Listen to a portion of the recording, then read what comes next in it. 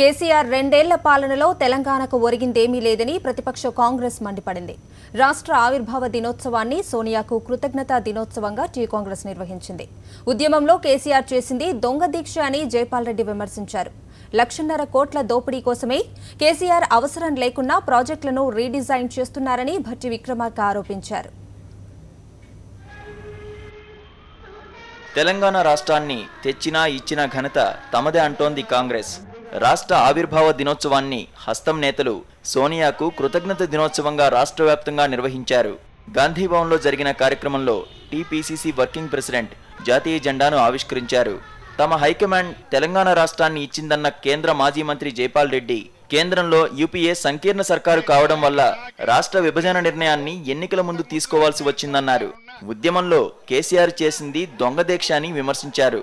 తమ పొరపాట్ల వల్లే తెలంగాణ క్రెడిట్ కేసీఆర్కు దక్కిందని జైపాల్ రెడ్డి అంగీకరించారు. ప్రధాని మోదీతో సీఎం కేసీఆర్కు రహస్య అవగాహన ఉందని, తన అవసరాల కోసం రాజకీయ నిర్ణయాలు తీసుకునే పచ్చి అవకాశవాది కేసీఆర్ అని జైపాల్ రెడ్డి మండిపడ్డారు. అంత దొంగ దీక్ష చేసిన మనిషిని మనం చూడలేదు. నీమ్స్ లో ఉన్నాడు. ఆయన ప్రతి దినము 750 క్యాలరీస్ ఆహారం పొందినాడు. టోటల్ పేరెంటల్ న్యూట్రిషన్ నీమ్స్ రికార్డులో ఉంది, కేస్ షీట్లలో ఉంది. ఈ విషయం సోనియా గాంధీకి పొక్కితే ప్రమాదం అని చెప్పి నేనే రహస్యంగా ఉంచాను. పొరపాటు నాది కాదంటారా? 2 ఏళ్ల కేసీఆర్ పాలనలో తెలంగాణకు ఒరిగిందేమీ లేదన్న కాంగ్రెస్ నేతలు ఎన్నికల హామీల అమలులో టీఆర్ఎస్ విఫలమైందన్నారు. ఇతర పార్టీల నేతలు టీఆర్ఎస్ లోకి ఫిరాయించేలా చేయడం, ఉప ఎన్నికల్లో గెలవడం, తెలంగాణ వేడుకలను నిర్వహించడం తప్ప 2 ఏళ్లలో సీఎం కేసీఆర్ సాధించిందేమీ లేదన్నారు. నియంతలా కేసీఆర్ వ్యవహరించడం, అధికారమంతా ఆయన కుటుంబ సభ్యులే చెలాయించడం వల్ల తెలంగాణలో ప్రజలు ఆశించిన ప్రజాస్వామ్య వాతావరణం ఏర్పడడం లేదన్నారు. ప్రత్యేక తెలంగాణ సాధన ఫలితాలు కాంగ్రెస్కే కాదు, రాష్ట్రంలోని ఏ వర్గానికి దక్కడం లేదని నేతలు ఆరోపించారు. 1 కోటి ఎకరాలకు సాగునీరు అందిస్తామని సీఎం కేసీఆర్ గొప్పలు చెబుతున్నారని TPCC working president Bhatti Vikramarka విమర్శించారు. మిషన్ భగీరథ పేరుతో 42,000 కోట్లు వేయించేయడం నిధుల దుర్వినియోగం కాదా అని ప్రశ్నించారు.